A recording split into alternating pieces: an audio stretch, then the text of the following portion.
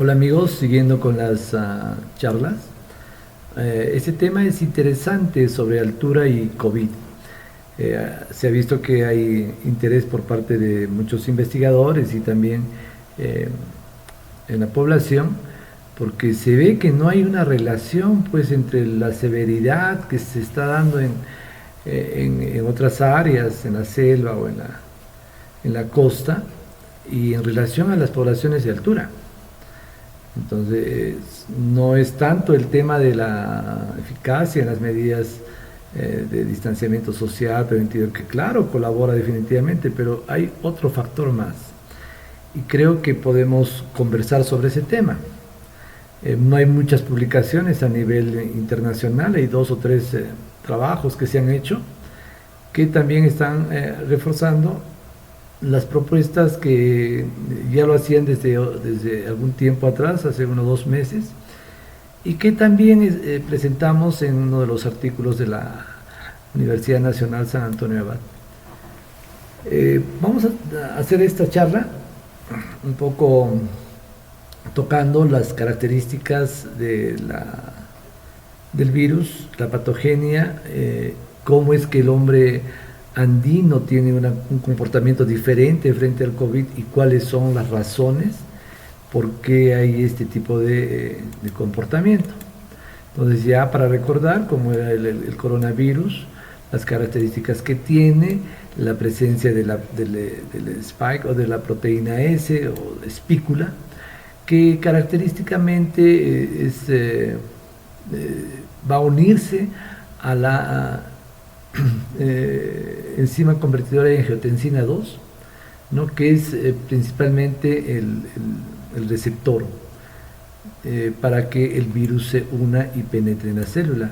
Entonces el virus tiene otra serie de componentes que vamos a ir viendo hasta llegar a su ARN como material genético. La, el virus dentro de su genoma tiene un sitio fijo que es la que va a dar las características a la proteína S o espícula, y esto se ve en todos los coronavirus. Entonces la principal forma de unión a las células es a través de esta espícula. Esta proteína S, como dijimos, ya es la que va a mediar en la entrada del virus hacia la célula, y cuando lo vemos ya en su forma estructural, ¿no?, tridimensional, se puede ver claramente cuál es el tipo de fusión que va a hacer, como está en esta diapositiva. Se une a los receptores CK2, lo cual va a aperturar la entrada dentro de la célula, ¿no?, y donde va a liberarse el ARN y luego va a hacer su secuencia de producción de nuevos virones. Al tener los efectos más graves de esta infección, están principalmente dados por lo que se ha venido a denominar la tormenta de citoquinas o el síndrome de liberación de citoquinas. El COVID-19, al tener libre la vía de angiotensina, que vamos a explicarlo con un poco más de detalle, va a resultar en que hay una gran liberación desde los monocitos, los macrófagos, las células dendríticas, de citoquinas, principalmente interleuquina 6, factor de necrosis tumoral, etcétera, que van a producir todo este problema de cuadros severos, ¿no?, como síndrome de estrés respiratorio agudo, la coagulopatía, etcétera. Entonces, esto ya lo sabemos, eso ya está comprobado en los pacientes que van en muy mala situación. Para recordar un poco cómo es el sistema angiotensina y la actividad del AC2 o del EK2, ¿no? Entonces, recordamos que el angiotensinógeno a través de la adenina se va a convertir en angiotensina 1, los EK, la enzima convertidora de angiotensina, va a transformarla en angiotensina 2. Pero acá hay dos niveles que funcionan totalmente diferentes.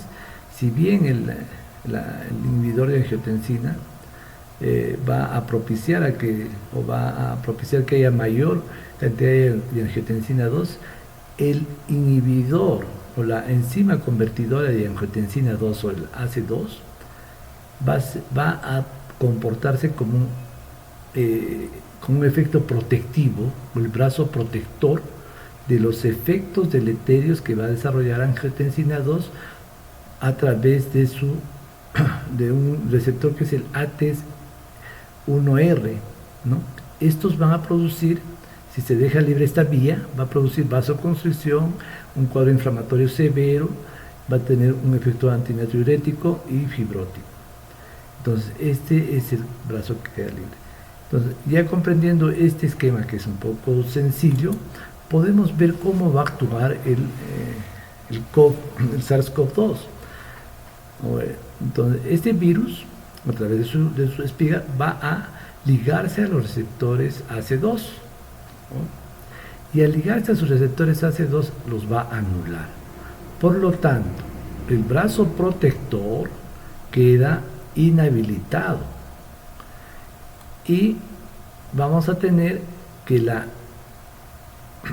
angiotensina 2 va a ir por la vía del ATR1 o AT1R, que va a desencadenar el cuadro de la tormenta de citoquinas y el cuadro inflamatorio severo.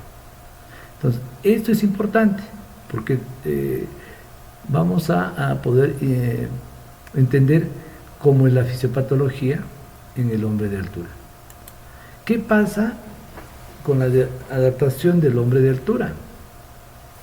Y estamos hablando de altura cuando tienen más de, o viven por encima de los 2.500 metros.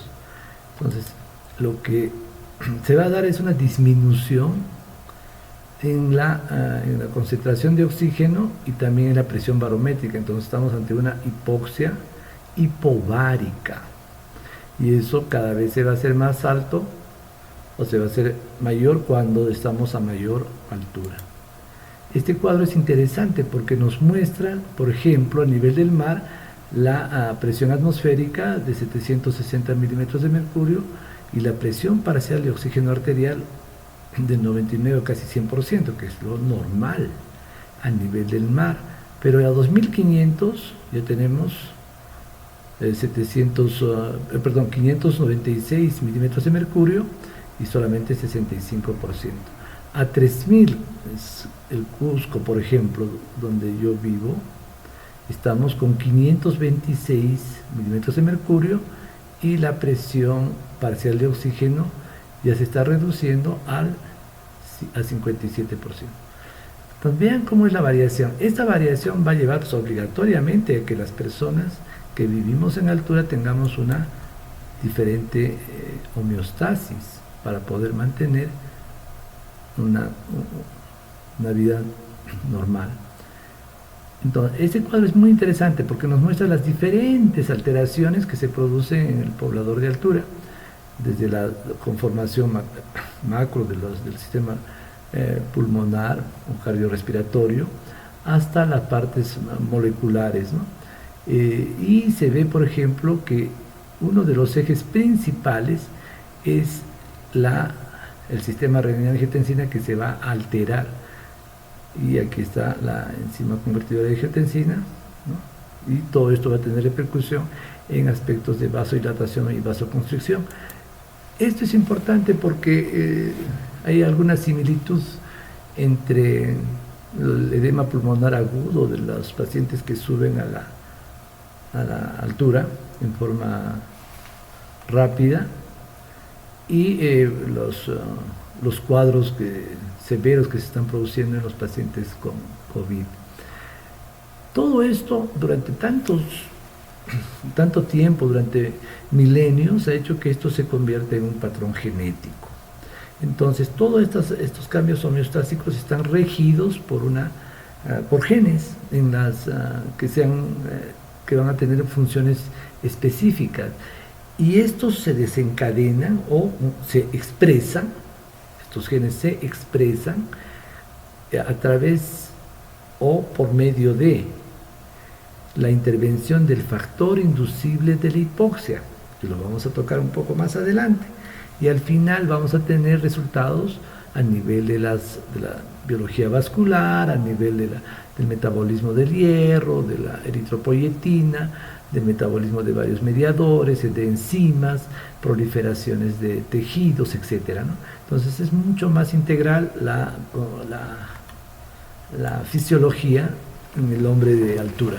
Pero también en los que ascienden a nivel del mar, del nivel del mar a la altura, vamos a ver cambios estructurales en sus estructuras, principalmente de musculatura lisa a nivel de las arterias o arteriolas pulmonares.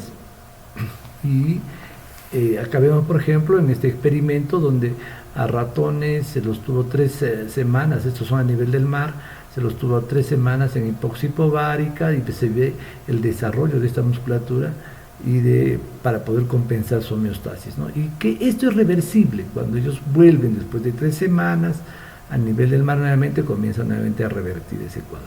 Lo mismo se puede ver en estas gráficas.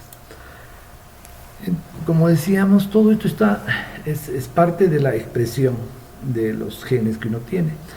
Este cuadro es interesante porque se hace en escaladores que van rápidamente a montañas muy altas y quienes tienen mayor o menor resistencia. Y se vio que quienes tenían mejor resistencia eran los que portaban este tipo de genotipo, ¿no? De los alelos de inserción, que se llaman.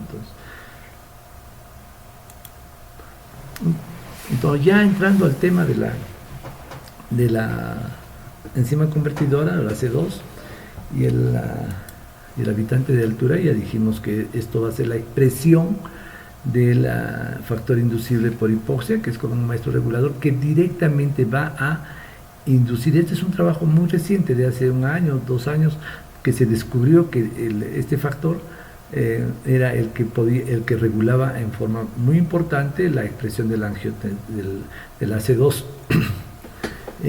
Entonces regula la expresión del AC2 a la baja, como se dice, o sea, no la estimula, sino la disminuye a través de un mecanismo un poquito complejo que lo vamos a ver acá. Hay hipoxia, se eleva este factor este factor maestro, elevando la angiotensina 1, pero también eleva la angiotensina 2, pero es más fuerte la presencia de la angiotensina 1, perdón, el ECA1, y va a incrementar la presencia de angiotensina 2, pero esta, al actuar en estos receptores o tomar la vía del AT1R, va a inhibir la presencia de la AC2. Entonces es un mecanismo interesante, pero el resultado final es que la AC2 se encuentra en menor expresión y menor cantidad en las células del habitante de altura. Esto también se va a reflejar, ya dijimos, en los alelos, ¿no? En los alelos de inserción, en los alelos de lesión. Entonces los alelos de lesión o de supresión, que se manifiestan especialmente en los habitantes a nivel del mar o en los caucásicos, están asociados a rendimiento muscular, a crecimiento muscular, pero el alelo de inserción está asociado con una resistencia mejorada. Por eso que vemos, por ejemplo, los habitantes del Tíbet o los habitantes de los Andes, ¿no? Los quechuas, que pueden subir a alturas por encima de 3.000 o 4.000 metros sin ningún tipo de suplemento de oxígeno. Este cuadrito es bien interesante porque se hace un estudio de estos alelos, ¿no? En diferentes poblaciones, en la quechua, que está por encima de los 3.000 metros, en la población de Nádene, que son nativos del Canadá, pero que están a nivel del mar, y en los caucásicos. Entonces lo que se ve es que los alelos de inserción son predominantes en estas poblaciones, es que viven a nivel alto, ¿no? A diferencia de las otras poblaciones que están a nivel del mar. Un poco para avanzar y ya para concluir, es otro tema que relacionado, pero que llamaba mucho la atención, que es ver cuál es la evidencia de estos factores. Entonces, este autor Su hace una comparación usando varios mapas de georreferenciales, y encuentra, al sobreponer con los casos, encuentra de que a partir de los 2.500 metros sobre el nivel del mar comienza a disminuir el número de casos confirmados. Pero lo más interesante, también empieza a ver que hay una disminución de la mortalidad por COVID. Entonces, hace este estudio y encuentra esta relación que se confirma con este modelo que hicimos, si sacamos de Google, donde se puede evidenciar de que hay casos a nivel de por ejemplo, acá en Latinoamérica hay casos a nivel de zonas altas, como son la cordillera de los Andes, pero en una letalidad muy baja, ¿no?, en esas zonas altas. Y esto se va a repetir también en China, ¿no?, donde en la zona del Tíbet, del protectorado del Tíbet, hay pocos casos, o están referidos como un caso. Y en otras áreas ya sabemos cómo se ha comportado la pandemia.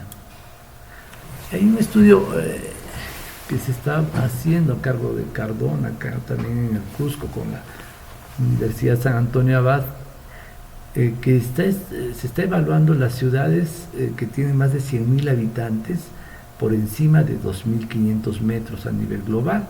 Se han tomado varios países, ¿no?, en diferentes continentes, y se ve que es una constante, donde la tasa de mortalidad es muy baja por COVID, pero también, y esto está relacionado con los fallecidos, claro, y hay algún tipo de alteración, por ejemplo, en ciudades muy grandes, ¿no?, como por ejemplo Quito o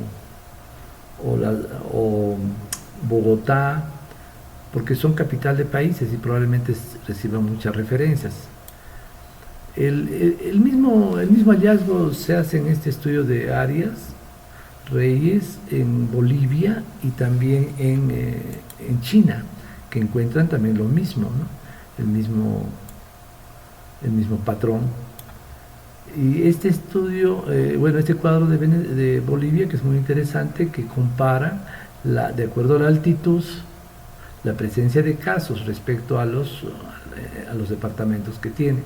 Entonces, los departamentos que están a mayor altura tienen una menor cantidad de casos, definitivamente llamativo. Hasta acá viene la propuesta de lo que es la disminución de la enzima convertidora de angiotensina 2 como parte de la expresión de la virulencia del COVID, ¿no? Pero hay otras propuestas que también hemos visto que se están dando en los debates, y quisiéramos hablar un poco de ellas para poder tener un poco la visión más amplia. Probablemente surjan más propuestas, eso es evidente, que hay que también debatirlas a futuro, ¿no? Entonces, las otras propuestas que se hacen es porque hay mayor cantidad de rayos ultravioleta en la altura. Lo que hay que considerar es de que si bien hay mayor cantidad de ultravioleta, porque hay una menor, la capa de ozono es mucho más débil, digamos, a nivel de la altura. Esto, de acuerdo a los que plantearon esta propuesta respecto al COVID, sería solamente para poder disminuir la presencia de virus a nivel de superficies o de espacios públicos, pero no así a nivel del ser humano. Lo cual es coherente, porque si no tendríamos el problema de que cómo explicaríamos la presencia de enfermedades virales respiratorias como la principal causa de mortalidad en la altura, ¿no? No cuadraría con esta propuesta. Entonces, yo creo que ese es un aspecto que estaría muy bien estudiarlo, pero no sería la causa fundamental, porque tendríamos que ver que también esto afecta a otras patologías que son predominantes y no lo hace. El otro tema, es lo mismo, la radiación ultravioleta. El otro tema que también se ha explorado y es muy interesante es el aumento de la eritropoyetina aparente en los pacientes, en las personas que viven en altura, y que esto tendría algunas implicancias en el aumento de los glóbulos rojos, la disminución del volumen plasmático y alguna que tendría que ver con la regulación del sistema renina-angiotensina-aldosterona, y también la potenciación de la angiogénesis en algunas células epiteliales. Esto también acompañaría a que la disminución de presencia de hierro a nivel intracelular disminuiría la capacidad de los gérmenes para poder desarrollar sus actividades, su metabolismo, ¿no? Lo cual es una propuesta interesante, pero lo que llamaría un poco la atención es de que la eritropoyetina también puede estimular la formación de trombos, la presencia de hipertensión, ¿no? Puede estimular el crecimiento de tumores, etcétera, y no estaría muy acorde con el desarrollo a nivel de altura, porque se ha visto de que la eritropoyetina en altura aumenta por tiempos, no sé, cuando uno se somete a la altura, en las primeras 6 horas comienza a aumentar y aumenta durante las 24 horas. Después de 48 horas en la altura comienza a normalizarse. Entonces es una respuesta inmediata. Pero como propuesta y como experiencia en el tratamiento de algunos pacientes muy graves, ha tenido resultado. Entonces, esto habría que ir viendo un poco más. Se necesita estudiar estos temas para poder concluir que la eritropoyetina en los habitantes de altura sería un factor protector, ¿no? Entonces, esto es lo mismo que estamos mencionando, y acá se da una diferencia inclusive entre los mismos habitantes de altura, ¿no es cierto? Por ejemplo, los habitantes del Tíbet hacen anemia y su eritropoyetina es igual que a nivel del mar, a diferencia de los del Ande o de los de Etiopía. Esto sería porque los del Tíbet tienen más tiempo de vida, de permanencia en esas alturas, más de 20.000 años, a diferencia que los habitantes del Ande tienen solamente 10.000 años, estarían desarrollando todavía estarían en su proceso de adaptación todavía, ¿no? Y este cuadro de trompetero es interesante respecto a la altura sobre la eritropoiesis y todo eso, ¿no? Entonces vemos, por ejemplo, que la eritropoyetina tiene valores un poco cambiantes, ¿no? Por ejemplo, a 35 metros encuentran en un grupo que tiene 19.9 igual a 2600, 19.4. Entonces, estos valores deberían ser contrastados, confirmados con más alturas. Este se ha hecho solamente hasta 2600 metros sobre el nivel del mar. Otros aspectos ha sido la presión barométrica menor y la ventilación, pero también los autores lo han relacionado con el tema de la eritropoyetina, por lo que de repente habría que ver si es que estas variables tienen alguna incidencia o alguna importancia central en lo que es la presencia del COVID y su patogenia. Para concluir, yo sé que este tema es interesante, que hay que debatirlo mucho, pero estamos viendo de que sí, efectivamente hay una diferencia entre los habitantes de la altura y por encima de 2.500 metros. El COVID se comporta de diferente forma, que estamos viendo, hay bastante literatura previa a la pandemia respecto a lo que es el sistema renina-angiotensina y las enzimas convertidoras de angiotensina 2 en el habitante de altura. Estamos comprobando de que el receptor del virus es esta enzima convertidora de angiotensina 2, que estaría entrando en competencia con y su disminución sería la causa de que no tuviéramos un gran impacto en la salud. Y acá viene un tema de reflexión, ¿no? Al ver que el coronavirus probablemente desarrolle más, se perpetúe con mutaciones, puede hacer que vaya afectando por diferentes etapas, olas que le dicen, eh, y esto va a perturbar definitivamente el desarrollo de algunas poblaciones. Mirar hacia las tierras altas, donde por lo menos para esta patología aparentemente habría un nivel de protección. Bueno, muchas gracias por escucharme y hasta la próxima charla, que estaremos tocando algún tema también así relacionado con el COVID. Adiós.